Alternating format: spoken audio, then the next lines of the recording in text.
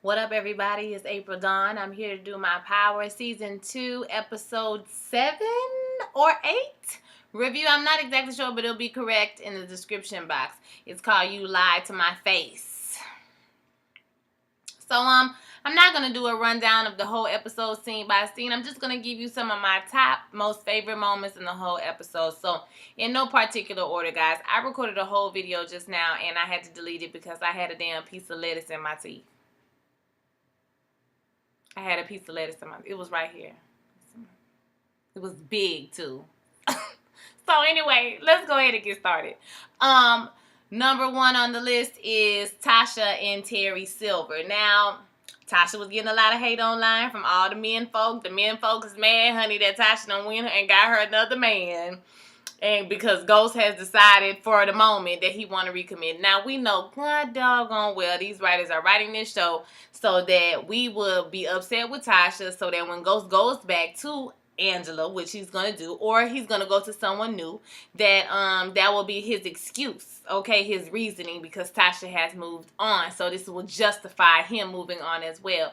Do I feel like if Ghost was going to be with somebody else that people would be this upset? No, I don't feel like, well, I mean, women would be that upset, but men would be like, oh, well, you know, she didn't support his dream and yada, blah, blah, blah. The same excuse they always use, child, whenever Ghost go do something. So I feel like Tasha don't even like him. Okay, she don't like him. She don't like him no more. So like, do I feel like the marriage is salvageable? Absolutely not. I feel like it's a whole farce. I feel like she knows that he's going to eventually be back with Angela or be with somebody else or whatever. It's gonna be some mess. I feel like she can't completely trust him and he can't completely trust her. Now I'm not gonna say she right now, because going to sleep with Terry was not the best move. It's not the smartest move. And it's kind of disrespectful to be sleeping with your husband lawyer. I'm just saying. But, you know, hey, this is power. Is this my thing? Oh, yeah, y'all. This is from my light. So don't think I'm weird. But I'm in my room and I just didn't feel like setting up the whole thing again in the other room. So I just brought the light to me. So I'm trying to get the best. Let's see if I can get this out the frame. Maybe, is that better, guys? Okay, so it's out of the frame now, so, but I like the, okay, so anywho, I don't feel like she's totally wrong. I don't feel like she's totally right. I feel like the whole karaoke scene was dumb. I do feel like she didn't be paying more attention to her kids because Tyreek is off the doggone damn chain. Ain't nobody got time for Tyreek and his shenanigans, okay? So, listen, Tasha need to pay attention to home. I understand she's trying to get her new flame on, but it's like their relationship, her and Ghost's relationship is like gross to me. Like the arguing they do between each other, the way they talk to each other, and then how he turn around and try to give her a ring at the end of the episode. I'm like, girl, boy, I'm over you. Like I am over Ghost. Like, child, I would have left him in jail. Had it been me, okay. I do feel like him and Angela probably are the better fit for each other, you know, as far as, you know, just compatibility. But she's the police and you do drugs. I mean, you deal drugs. So, I mean, it just ain't gonna work. You know what I mean? It just ain't gonna work. But they're gonna try to make it work. They're gonna try to force it to work. That's what they're gonna do. I guarantee that. They're gonna try to force it to work and it's not going to work. So Tasha and Terry, man, Terry's really corny looking. He's a corny dude. Like, I feel like he either going to leave her because he can't handle it or he going to get killed because Ghost going to find out. Because we all know Ghost could go have affairs and move in with people, but Tasha can't sleep with nobody, child. He going to end up dead. Okay. So, you know, fruit for dude, he ain't going to be around for long. It's whatever. So, you know, Tasha got her some. I'm not necessarily mad at it. Is she right for sleeping with the lawyer? Probably not. That's probably not the most appropriate thing to be doing. Okay, so Tasha, you still out here making foolish decisions, or the writers trying to make you look like you making foolish decisions. So you know, but I'm just gonna work with what I'm given. Okay, just gonna work with what I'm given. I'm not gonna project my issues onto Tasha. Okay, Tasha is making stupid decisions. Okay, so Tyreek and Ghost and Tasha lying and Raina. So the whole thing with Tyreek, you know, like Tyreek still got an attitude and you was just about to be dead last week. Like my nigga, you was about to get killed. And so you still have an attitude. Like I just don't understand that. I don't understand what the deal is with the attitude. So in his mind, he's trying to rationalize. He's rationalizing that Kanan is good and his parents are bad because they set Kanan up, and they cut him out the game, set him up, and all of that. So he does not really understand the full scope of things about how bad Kanan is and what they was all into when they was kids. And this is dope life. But then you on top of that, you have that his parents continue to lie to him. So he lied to Tommy and said that Dre did not introduce him to Slim, to Kanan or whatever, and Dre didn't know nothing about it. And so so he talked to Dre later on, and Dre told him that, he asked about did they set him up? I mean, did they set Kanan up? And he was like, well, your mom and your dad, Tommy didn't know nothing about it, but your mom and your dad, yeah, they might have knew something about it. Fine. So later on, he asked Tommy. Tommy says, well, it's really not my story to tell. You need to talk to your parents. So he asks his dad. His dad, lies to him. So it's like, on top of the fact that he's already stupid, okay, he's under the spell of Kanan, y'all continue to lie to this boy over and over again, like he's dumb, like he's just gonna believe you. Like, Ghost, at this point, when are you gonna tell the truth to your child? Like, I'm just over it. Like, he done saw somebody get killed right in front of him, and you don't want to talk to him about it. Like, I just don't understand why they won't stop and talk to him. So, I mean, the whole thing with Raina, like, he's like a full-fledged drug addict now. He's, like, on lean. He's tripping. Like, you pushing your sister. Like, you out of control. As far as Raina goes, pretty much across the consensus of, people, reviewers, if something is going to happen to Raina, either she's going to get killed or she's going to get hurt in some major type of way, because she's all up in the business. She's tired of being lied to. She's tired of being, in the dark and all of that type of stuff. She overheard the mom and dad arguing about, and Tasha said something about, if you would have killed Kanan 10 years ago, we wouldn't have had these problems, basically. And, she's like, okay, well, what's that all about? So she wants to know what's going on. I'll guarantee she's going to end up in the wrong time, wrong place, wrong time. Wrong time, wrong place. Whatever, she gonna end up not where she's supposed to be, and she gonna end up getting caught up in the crossfire. Something's gonna happen to Raina, because Raina ain't never had this much lines. Okay, she cursing and everything. I said, Raina, you better cut it out. So Tommy and his dad. This is not a surprising moment to none of us, because everybody has already figured out that this is Tommy's dad. He calls him at the end, goes finally get him the phone. He calls at the end. He convinces him, I'm your dad. I knew your mama when you was a strip, when she was a script at the script club. And, she didn't want me to be in your life, so I'm not in your life no more. That's it. So that's how the episode went off. So we'll see what develops with that whole Tommy and the Tony Terezi, storyline. All right, so Ghost and Tommy with this dead Homeland Security guy, and Proctor. Okay, so basically Proctor was supposed to be in charge of getting rid of all the evidence, the tape, the body from the Homeland Security dude that, what's his name, stabbed. So we don't know if he actually got rid of this, because we haven't seen this with our own eyes to see if he got rid of this evidence. So he could very well be having this evidence to use to protect him. So now the other lawyer has contacted him and basically said that, the Homeland Security dude, his cell phone pinged. It was right below your building. So that was the last phone call from him. So, what happened to him, yada, yada, yada. So they could be pressuring him to testify. They don't have no case. That's the thing. He just threatening him like he have a case. He really don't have no case. So, the lawyer is telling him, Proctor telling him, I don't know nothing. I don't know nothing. And meanwhile, Ghost is across the street looking at him like, he's not saying anything, but just the fact that Ghost thinks that he's saying something, he can start pressuring him. You have the other people that don't have no case. They pressure you from the other side. So it's going to be interesting to see what Proctor is going to do, how he's going to handle it. I really hope that he make it to the next season, because I really like him on the show. I mean, I think he's a really good character, him, and I would love to see the storyline with his daughter develop. Seems like she's a cute little girl, and I would like to see more of her on the show. So, yeah, it's going to be interesting how that whole storyline develops. Like I said earlier, Ghost told Tommy what happened with everything. And basically, he was just like, once they found out that, he was the one who he killed the Homeland Security dude. That's how he got rid of the evidence. Then Ghost was like, hey, well, how did you get rid of it? And we came to Proctor in that situation. So, Ghost is trying hard as he can, but he really can't get out of the situation. But he's trying, but it just ain't happening for him like he wanted it to. Okay, so we're gonna go to Angela, Sandoval, Saxe, and Donovan. That whole storyline. So Angela, this week they all suspended. What's his name? I cannot remember his name. Stone, or something like that. He says that he's he gonna get out of it because he was new on the case. You know, so he ain't really worried about the rest of y'all. So, but he gonna help to find out who did it. So they're trying to figure out who killed. Basically, everybody's forming alliances to find out who killed Greg. Okay, so they think that Sandoval and what's his name, Saxe, they pitched Donovan. Donovan did this, Donovan did that, Donovan ain't no damn mole child. Donovan ain't no mole. Okay, but they try to set him up like he the mole or whatever. So the guy goes for it and said, okay, well, let's just see what happens. So later on in the episode, Angela approaches Donovan and says that there's video outside of the office, even though the video in the office was closed off, so we could see who went into the office.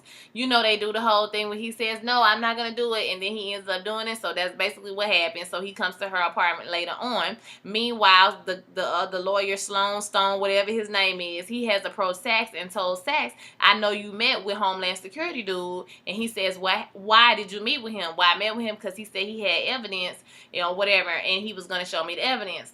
He says, well, you know, basically saying that you had something to do with this man being killed or this man being missing, because he's been missing for however many times. And when he gets back, you know, he's going to be able to tell me X, Y, and Z. So, you know, he missing. So Saxe goes over to Angela's apartment, and lo and behold, Donovan is already there. They're trying to figure out, he has brought the video, and they look at the video and they see that Sandoval was going into the office, child. So they done figured it out. Meanwhile, Sandoval has showed up to Donovan's house, child, with a gun. What he was going to do? He was just going to shoot the man.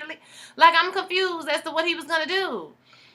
So, yeah, he shows up. The man daughter answered the door. It was so sad. He was like, oh, I didn't know he had you this weekend. And, you know, so he leaves and tell the girl, don't tell him that he came. But he had the gun right next to him, y'all. Like, he was really going to kill him. I'm like, Mike is really out here on the limb. So, either he going to die or he going to go to jail. I mean, it's going to be one of the two. It's not going to be rocket science to see what happens to Mike, because that's it. Because I just can't believe it took him this long to figure the shit out. I just can't believe it, okay? Because we knew this a long time ago. So let's go to Dre, Tommy, and him in that storyline. Y'all, I really don't care. I'm gonna be honest with you. I really don't care what happens. Like, I don't. Because whenever they decide to kill Tommy, or Tommy dies, it's gonna be because he making a movie, or he about to be on a new TV show on Premium Channel Network, or he about to go, you know, to a network TV show or something like that. So, like, they're not gonna kill him in season 4. Like, they're not gonna kill him. So, like, whatever they have with Dre and the Toros Locos dude and this whole Jimenez brother sister killing thing, it's not gonna prosper. Okay, they're not gonna kill Tommy. They just not gonna do it. I mean, we just ain't ready for Tommy to die. So whatever Dre got going on with Toros Locos, man, but the only, you know, well, it ain't gonna prosper. The only thing I didn't like was the fact that Tommy opened his mouth and said that he killed Lobos in front of Dre, and he also said that Jason wanted him to take over East and West Coast in front of Dre. This could backfire him, because we all know Dre is a snake, so Jared could use this against Tommy and, you know, take his job later on or whatever, and we know he lied. And let's just talk about the fact that Dre's been lying like this whole season, and ain't nobody figured out this nigga been lying. Like, I just can't believe y'all keep on believing everything he say. Everything. I know that Tariq lying for him helped him out a little bit, but still, like, y'all just gonna believe everything he say. Like, I'm over it. And you just gave him Julio job, man. One hand to the man for Julio. It's so hard to say goodbye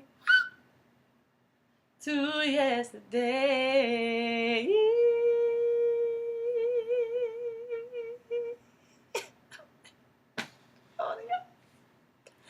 So, just gave Julio job away just like that. So, I don't really care. I don't really even know what's happening, to be honest with you, with the storyline, because I don't be paying attention. I just know they told somebody baby, and they made the man snort cocaine until he died. So, that was sad.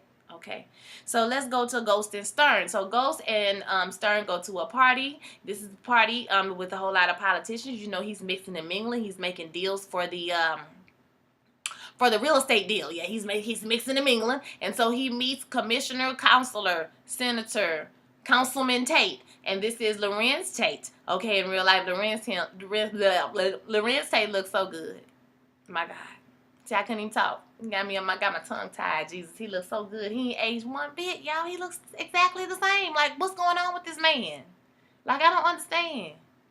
I need help. I need help. Lorenz Tate looks good.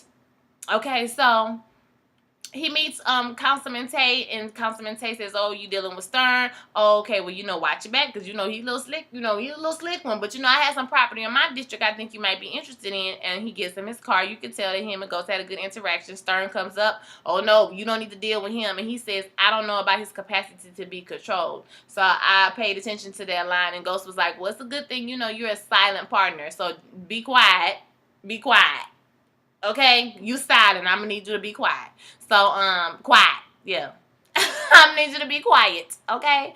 Stern, because you're a silent partner. So we're gonna see how that turns out. I think that some kind of way him and Lorenz Tate gonna get together, or Councilman Tate, gonna get together and trick Stern and use that money to develop maybe something in his district, and it's just gonna make Stern a bigger enemy of him. And I think that Stern is going to be maybe like a recurring villain on the show or whatever. So that should be pretty interesting. Or I could be totally wrong. We'll see how that all unfolds. Okay, sounds pretty cool. But okay, so the Ghost Tasha interview, the whole reporter situation, that was kind of weird to me. Okay, that was a little weird that the whole thing. Because like I said, he just told her, "I didn't leave the family, I left you." And then he tells her, "I need you for the interview." Basically forcing her to do this interview that she really don't want to do. And then, he gives her a ring at the end, which is kind of weird to me. And then the interview, I don't even know why they had the reporter hit on him and be like, "Well, your wife don't like you no more," or whatever. "She don't fool with you no more," or whatever. Like, they could have left that whole section out. Like, I don't even get the point of that. Like, we know Ghost look good, and other people think that he attractive. I guess maybe that's just to show us that, everybody else can see that Tasha is not in love with him no more, except for him, or something like that. But I think he pretty much see that too. Ghost is just one of the people, like I said, he can compartmentalize very well, and he expects everybody else to be able to do that as well. To say, "Well, right now, today, in this moment, I don't want to be with Angela, I want to be with you, because you stuck by me through X, Y, and Z." But 2 weeks from now, if he says, "I'm back in love with Angela," he expects for you to just adjust. Okay? Or if he says, "I want to be with you now, can we just put it in the past?" You're supposed to be like, "Okay, I'm going to put it in the past." And then you're going to put it in the past, and it's going to be like a whole new life. Because, like I said, anybody who has killed as many people as he has killed, he basically a serial killer, y'all. He killed like 7 people on one season. Okay? And that was like, in addition, in addition to killing some more people. Did he kill some more people? He might not kill people. Tommy might have been killing people. But still, he killed all the drug lords and stuff to be with Angela. Like, you got to be crazy, okay, to be you basically a serial killer. No shade, but that's what he is. Okay, so, you have to be able to compartmentalize your life to be able to kill people like that and go back to living a normal life. Like, he killed that man in jail, and he act like he ain't murdered nobody in jail. Like, so you got to be a little bit twisted to do that. And I think that sometimes maybe he expects other people to be able to behave and react like him, and that's not the case, except for Tariq, because Tariq is behaving and reacting, honey, a whole lot. He get on my damn nerves, okay? He can catch these hands, for real. Tariq, I'm over him. Tyreek, you can catch these hands, for real. Okay, so, weird as hell moments was Tasha at karaoke. You can sing, girl. You can sing. Karaoke? Okay. Notori can sing, no, so it was nice to hear her sing on the show. But the dude singing, and then that's what I'm saying, he's like super corny. I mean, yeah. So, like, that's all I got, y'all. They trying to compact so much stuff in one episode. There's so many things that happen, guys. I don't feel like talking about it all because it's so much. They're trying to cram it all in because I don't know if you know this behind the scenes tea. I'm sure everybody knows 50 Cent went and complained or he was putting stuff on social media because apparently they asked for more than 10 episodes this season, and it's the highest rated show on the network, and the network turned them down. They only have 10 episodes. So he feels like, that was, that's what kind of rushed the storyline with the whole Junebug?